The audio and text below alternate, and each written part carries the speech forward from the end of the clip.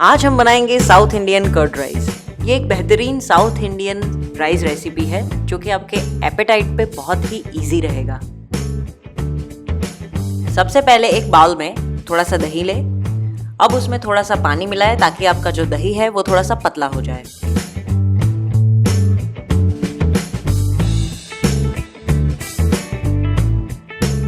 अब इसमें उबले हुए चावल डालें।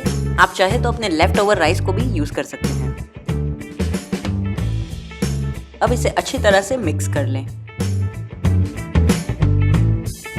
अब इसको साइड पे रख दें और एक पैन में थोड़ा सा ऑयल लें। अब उसमें थोड़ी सी राई डालें, चना दाल और उड़द दाल, जीरा, बारीक कटी हुई हरी मिर्च और कड़ी पत्ते।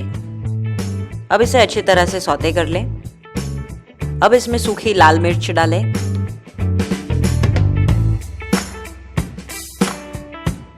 तड़का तैयार हो जाने के बाद उसे राइस के ऊपर डाल दें और करीबन 1 मिनट तक उसको ढक दें ताकि उसका जो पूरा स्वाद है वो एकदम अंदर उतर जाए।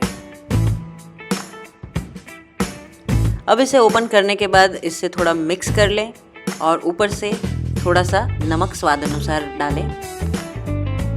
आपका फुल फिलिंग कर्ड राइस अब तैयार है। इसे बनाना लीव्स पे सर्व करें और इस ऑथेंटिक इंडियन रेसिपी को अपनी फैमिली के साथ एंजॉय करें।